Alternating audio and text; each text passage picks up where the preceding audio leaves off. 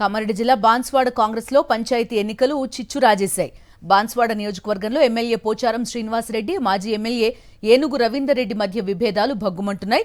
దీంతో బాన్స్వాడ కాంగ్రెస్లో విభేదాలు రచ్చకెక్కాయి. ఏనుగు రవీందర్ రెడ్డిపై పోచారం తనయుడు భాస్కర్ తీవ్రస్థాయిలో ఆగ్రహం వ్యక్తం చేశారు. ఏనుగు రవీందర్ రెడ్డి ఏ పార్టీలో ఉన్నారో చెప్పాలన్నారు. సర్పంచ్ ఎన్నికల్లో రెబెల్స్ ని బరిలో పెట్టి పార్టీకి నష్టం చేశారని మండిపడ్డారు. బీఆర్ఎస్, బీజేపీ నేతల్ని పక్కన పెట్టుకుని ప్రచారం చేశారని ఆరోపించారు. రవీందర్ రెడ్డికి బాన్స్వాడలో బలం లేదని, చివరికి సొంత గ్రామంలో కూడా సర్పంచ్ అభ్యర్థిని రవీందర్ రెడ్డి గెలిపించుకోలేకపోయారన్నారు. బాన్స్వాడలో తిరగొద్దని సీఎం, పీసీసీ చీఫ్ చెప్పినా వినడం లేదన్నారు.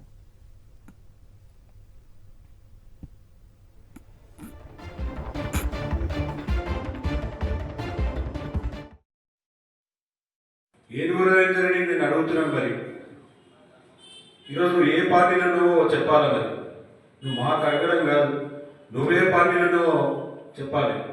ఎందుకంటే మరి నువ్వే ఒక స్టేట్మెంట్ ఇచ్చినావు, ఎవడు మండల హెడ్ క్వార్టర్స్లో నేను బలపరిచిన వ్యక్తులే గెలవడం జరిగిందని.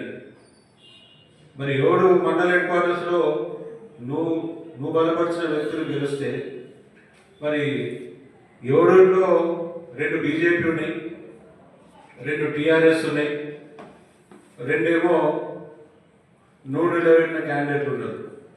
మరి ఎవడు ఏ రకంగా అంటున్నావో నియోజకవర్గ ప్రజలకి, కాంగ్రెస్ పార్టీకి తెలియజేయాలి. ఎందుకంటే మరి నువ్వు నీనంతటా నువ్వే డైరెక్ట్ ఒప్పుకుంటున్నట్టు అది. రెబల్స్ని పెట్టి కాంగ్రెస్ పార్టీకి నష్టం చేసిన వ్యక్తి ఈరోజు ఏనుగు రవీందర్ రెడ్డి.